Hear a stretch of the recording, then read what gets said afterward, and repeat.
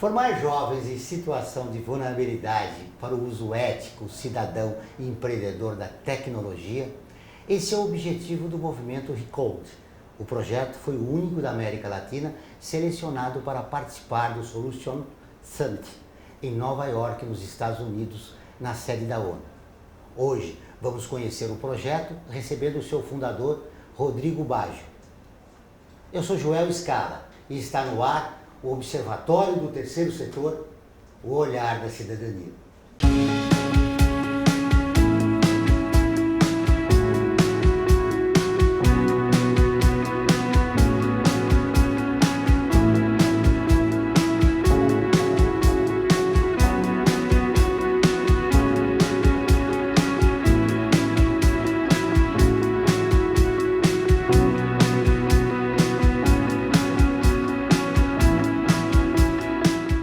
Rodrigo Baggio também é cofundador e presidente da Tendril, Associação Profissional Global para Empreendedores Sociais e de Impacto, com sede em São Francisco, nos Estados Unidos.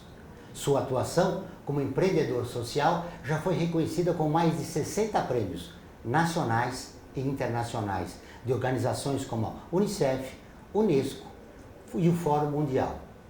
Tudo bem, Rodrigo? Seja bem-vindo ao Observatório Terceiro Setor. Muito obrigado, João. Para mim é um grande prazer estar aqui conversando com vocês e criando mais essa cultura do que é terceiro setor, organizações sociais no Brasil. Como começou o movimento Recode?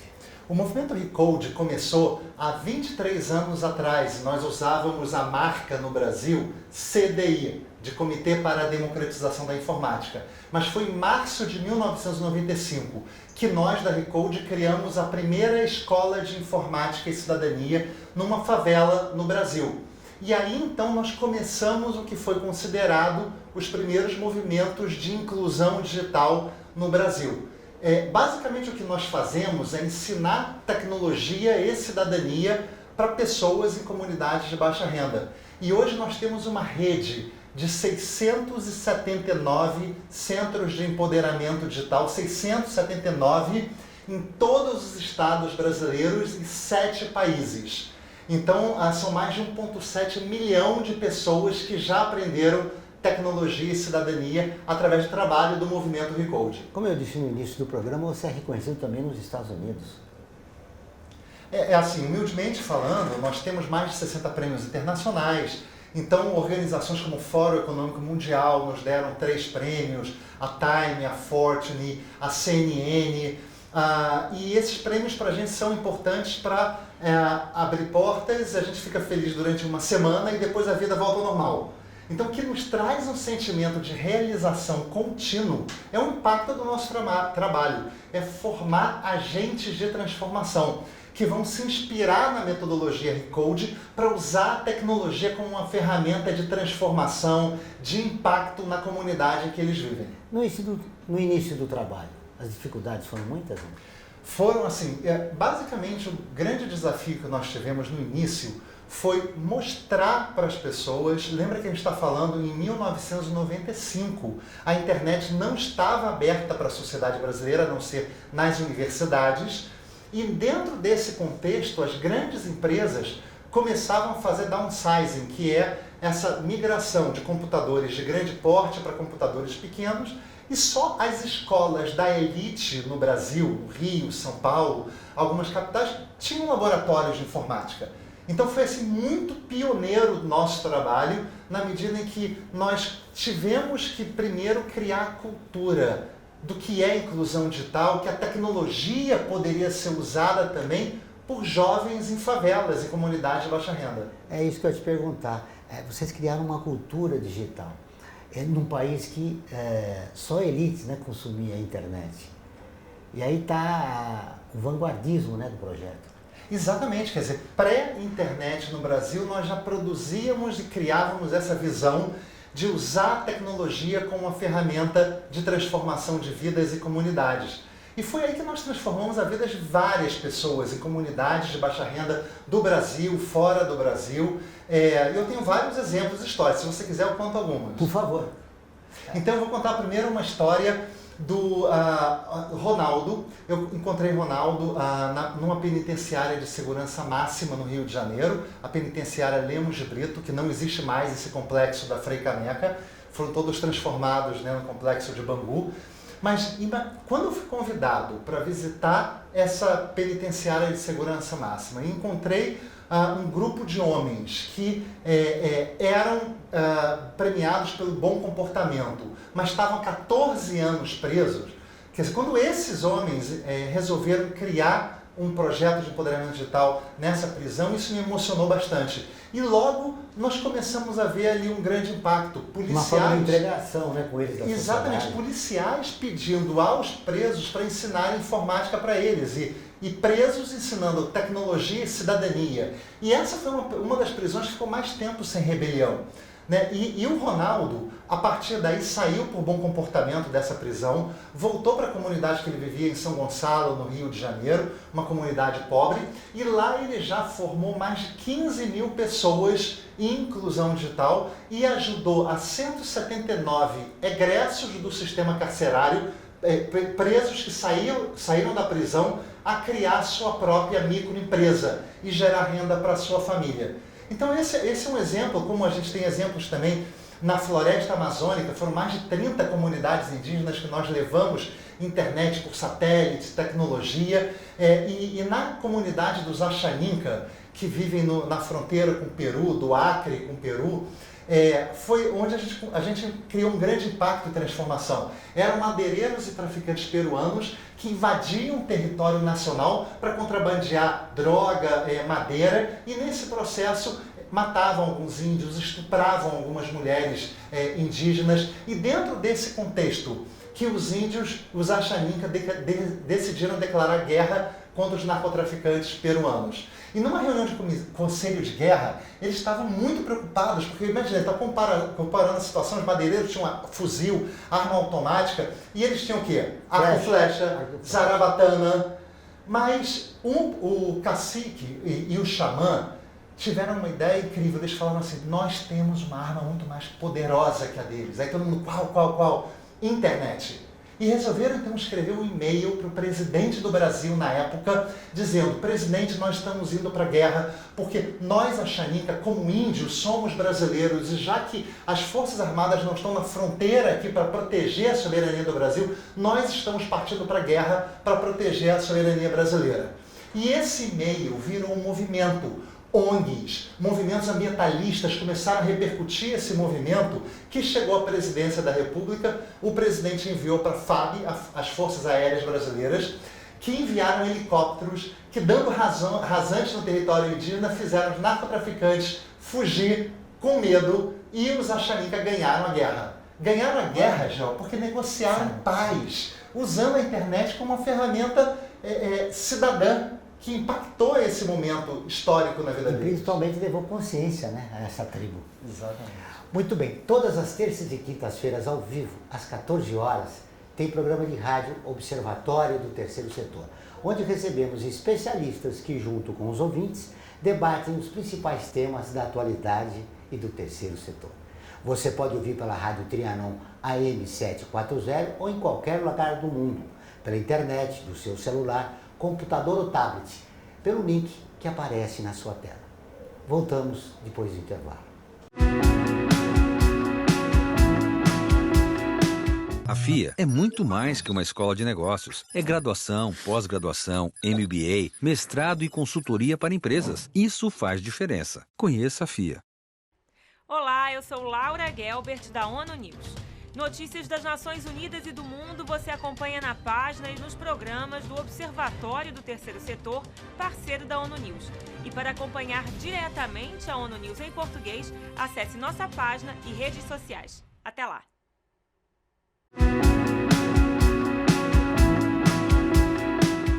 Voltamos com o Observatório do Terceiro Setor, o olhar da cidadania. Agora, vamos para o quadro Você Conhece?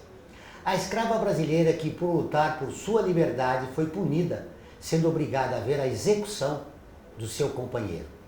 Mariana Crioula. Você conhece?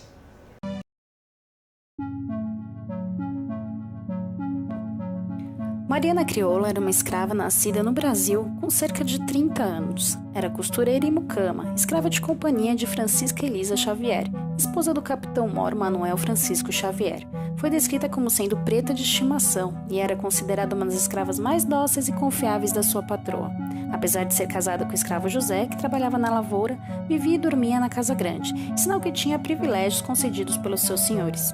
Na época, os homens eram cerca de 90% dos escravos traficados da África e cerca de 75% dos escravos que trabalhavam na fazenda de café. A população da então Vila de Vassouras crescia rapidamente com a expansão da lavoura do café, mas a população de escravos era bem superior à de pessoas livres, brancas ou não. Em 1840, Vassouras tinha 20.589 habitantes, dos quais 6.225 eram livres e 14.333 eram escravos. Revoltados com os castigos e trabalhos forçados, alguns escravos resolveram fugir e Manuel Congo foi o principal líder da revolta. Mariana Crioula se juntou a ele na fuga e os dois foram chamados de rei e rainha pelo grupo de fugitivos. Mariana se apaixonou por Manuel e juntos lutaram por liberdade. O grupo, infelizmente, foi pego pelas tropas nacionais da época, chamada pelos fazendeiros que tinham escravos na fuga. Dos mais de 300 fugitivos, 16 foram levados a julgamento, entre eles Mariana Crioula. Os réus foram conduzidos em ferros para serem julgados em Vassouras. A então vila, a que estava subordinada à então freguesia de Pátio dos Alferes, o povo reuniu-se para assistir à sua chegada. Mariana Crioula gritou que preferia morrer ao voltar ao cativeiro, o que causou tumulto na multidão que tentou linchá-la.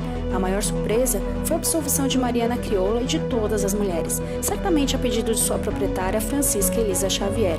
Entretanto, Mariana Crioula ainda foi obrigada, como castigo, a assistir à execução pública de seu companheiro Manuel Congo. Não se tem notícias do destino de Mariana depois da crueldade que fizeram ela passar. A escravidão no Brasil só acabou em 1888, mas o preconceito e a diferença de classes continuam até hoje. Rodrigo, antes de tudo, essa é uma história de amor, né? De amor bonito, de um casal que lutava pela liberdade. Por que personagens como a Mariana Crioula não são destacados pela nossa história?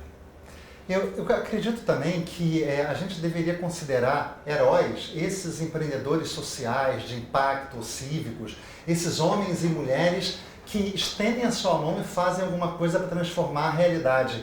Nós deveríamos dar muito mais visibilidade e reconhecimento a esse trabalho. Aqui você tem o exemplo da Mariana Crioula, que é uma pioneira, né, no movimento das mulheres empoderadas no Brasil, e eu acho que é muito válido retomar a história dela como fonte de inspiração para tantas pessoas. Você sabe que um dos objetivos do Observatório do Terceiro Setor é destacar atores que fazem a diferença na sua comunidade, no seu estado, no seu município, para que o trabalho que eles desenvolvam nessas comunidades seja destacado e conhecido pela maioria da população brasileira.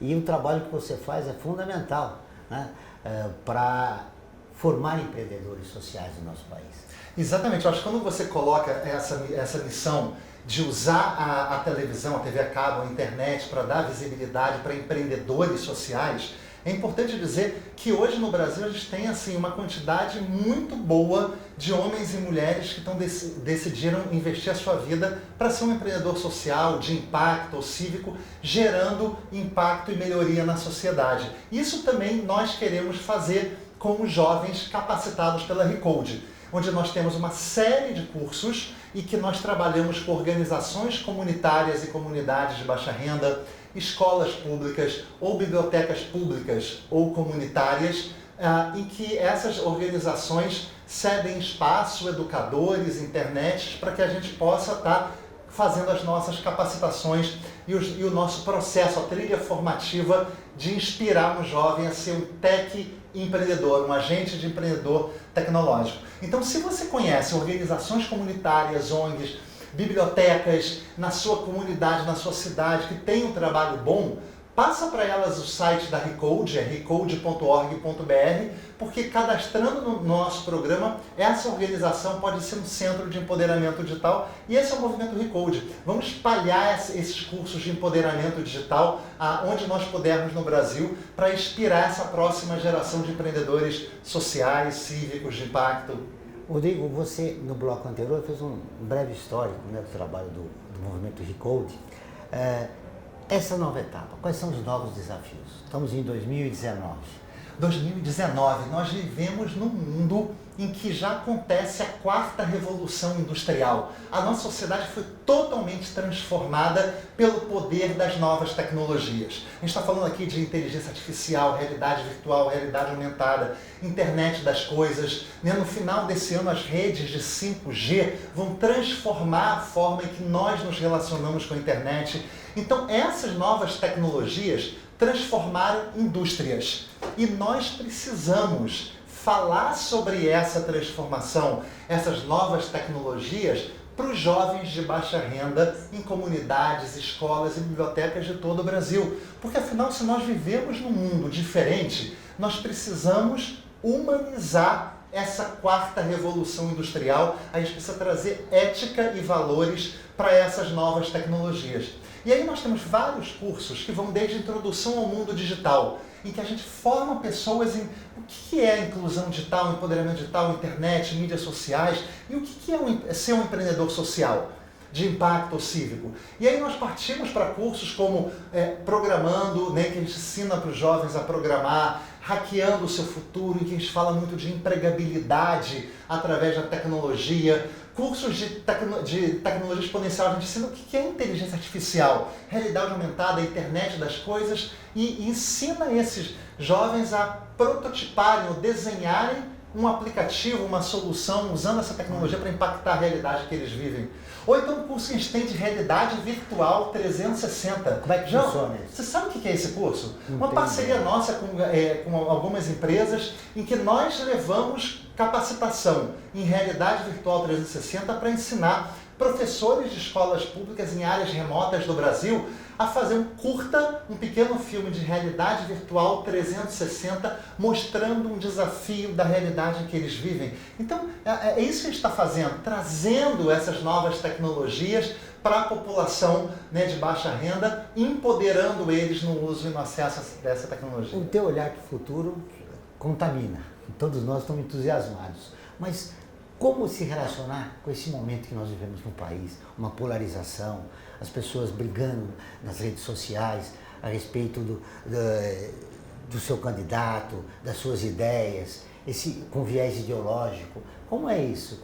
Como você consegue conviver? Olhando para o futuro e vendo este presente. Joel, eu sinto que nós estamos em 2019, precisamos virar a página de 2018. Foi muito duro, como você está falando, ver amigos, casais, pessoas brigando por um lado, por outro lado. Mas agora nós temos um presidente que assumiu a presidência da República. Então o que nós precisamos fazer é apoiar esse processo, fazer críticas construtivas, porque afinal nós temos que atuar juntos para possibilitar um desenvolvimento do Brasil. Eu vejo assim que nas ONGs, existem ONGs de esquerda, de direita, de centro, mas existem ONGs, organizações sociais, empresas sociais que querem gerar impacto. E existem projetos importantes atrás desse trabalho. Exatamente. Então esses projetos que têm um plano de transformação da sua comunidade, do Brasil, que geram indicadores, resultados, impacto, que são quantificados de uma forma qualitativa ou quantitativa, isso que é importante, é gerar esse tipo de impacto. E talvez alguns desses projetos virem políticas públicas, e aí é importante a interlocução com o setor governamental, assim como o setor privado e o terceiro setor, que é o que a gente está falando aqui. É criar essas interconectividades. Fazer uma sinergia Exatamente. entre as partes. Muito bem. Já curtiu nossa página no Facebook? Não. Ela é visualizada por mais de 700 mil pessoas por semana. Está sempre atualizada com notícias do terceiro setor, do Brasil e do mundo. Faça como mais de 340 mil pessoas e curta nossa página. Vamos para um rápido intervalo e voltamos dentro de instantes.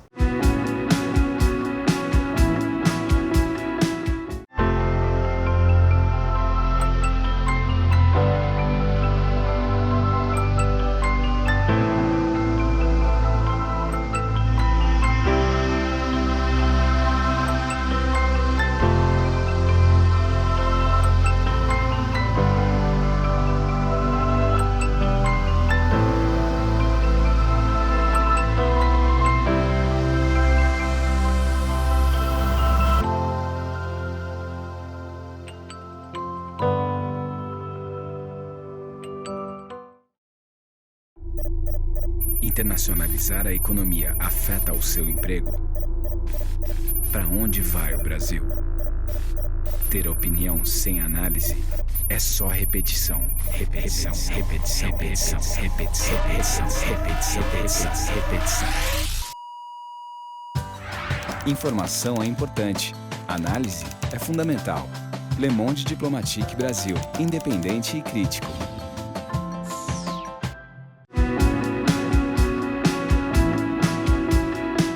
Estamos de volta com o programa do Observatório do Terceiro Setor, o Olhar da Cidadania. Não esqueça, todas as quartas-feiras, às 17 horas, tem programa Olhar da Cidadania na Rádio USP, com temas da atualidade e dos direitos humanos. Anote, todas as quartas-feiras, às 17 horas, na Rádio USP, em São Paulo, 93,7 FM e em Ribeirão Preto, 107,9 FM. Rodrigo, teu trabalho precisa de uma realidade virtual no país. Ela já é ideal ou nós estamos muito longe? Quase 70% dos lares no Brasil têm acesso à internet. Isso é um grande avanço na situação da inclusão digital no Brasil.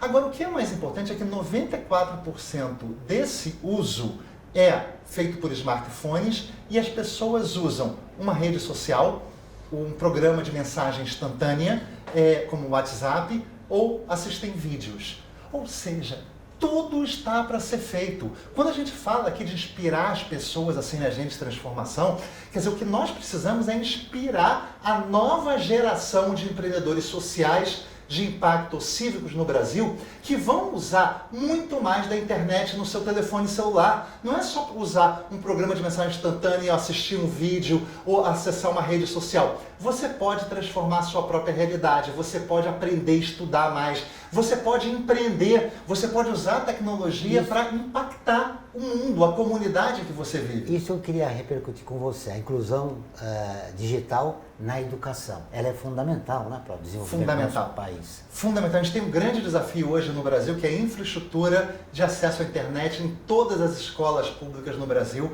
Mas se isso for ultrapassado como obstáculo, e existem várias possibilidades. Existe o FUST no Brasil, que é o Fundo de Universalização das Telecomunicações. Olha na sua conta telefônica. Todo mundo paga uma porcentagem pequena da conta telefônica para um fundo que deveria ser usado para promover a inclusão digital. E agora, graças a Deus, as mudanças regulatórias estão fazendo com que grandes operadoras não precisem mais, isso é um processo de mudança, manter redes imensas de orelhão no Brasil. E sim investir parte desse dinheiro em banda larga, em acesso à internet. Então a gente está vivendo um momento de transformação. Você viu como as mídias sociais foram determinantes na última eleição. O novo presidente sabe que ele foi eleito por causa das mídias sociais. Então nós temos aí um potencial de usar isso para o bem, para o desenvolvimento social e econômico do nosso país. Com o teu trabalho, o terceiro setor está fazendo a sua parte. Que políticas públicas seriam necessárias para desenvolver e promover a inclusão digital? No Brasil, a gente precisa convergir as ações do governo, das empresas e das ONGs para ter mais produtividade em promover o empoderamento digital. Nós temos um sonho, um Brasil empoderado digitalmente, mais de 100 mil estabelecimentos capacitando pessoas em empoderamento digital. Assim a gente pode preparar a próxima geração e incluir e empoderar digitalmente essa próxima geração. Mesmo porque daqui 1 ou 2 décadas, esses empregos que existem hoje irão desaparecer. Exatamente. Você sabia que 65% das profissões que vão existir no mercado, quando um jovem que está hoje na escola se formar, se é que ele vai se formar, não existem hoje? Então a gente precisa formar muito mais do que as escolas estão dando hoje em novas competências para o século XXI. Né? A gente trabalha com competências socioemocionais, junto com a nossa metodologia Recode, que inspira a formação de agentes de transformação. Isso é o que vai determinar as novas competências para o jovem assumir posições no mercado de trabalho, agora e no futuro, e muito próximo. Para isso é necessário ampliar a cultura digital. Que falta?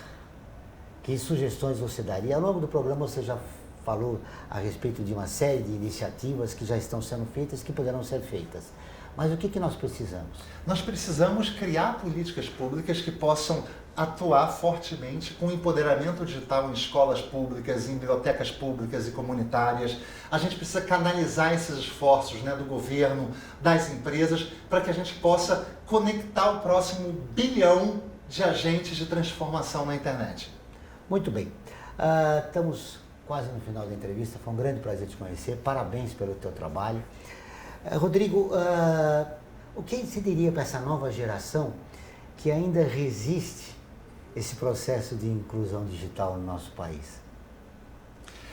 Eu diria para você, use a tecnologia não como um mero usuário, um consumidor, alguém que é manipulado por mensagens e algoritmos nessas redes sociais para o consumismo da nossa sociedade. Você pode ser um produtor de conhecimento, de informação, você pode publicar a sua informação, o seu conhecimento, e você pode usar essa informação para impacto e para transformação.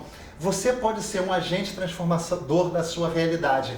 E você pode aprender muito aqui no Observatório do Terceiro Setor. Você pode procurar organizações que apoiam empreendedores sociais no mundo inteiro, como a Ashoka, como a Fundação Skoll, como a Fundação Schwab, que são grandes organizações que investem no terceiro setor, empreendedores sociais no mundo, e se inspirar com essas histórias de homens e mulheres que dedicam a sua vida para a transformação. Você pode fazer a sua parte e usar a tecnologia pode ser o grande acelerador para o seu impacto. E isso, Joel, quem trabalha na área social, quem estende a mão e ajuda uma pessoa a se levantar, se levanta também. É tão bom ser um empreendedor social, quer dizer, não só porque a gente se apaixona, nós temos brilhos nos olhos, mas isso nos inspira, mas a gente pode fazer muito mais. Quando a gente ajuda pessoas, a gente se ajuda e ajuda a nossa sociedade.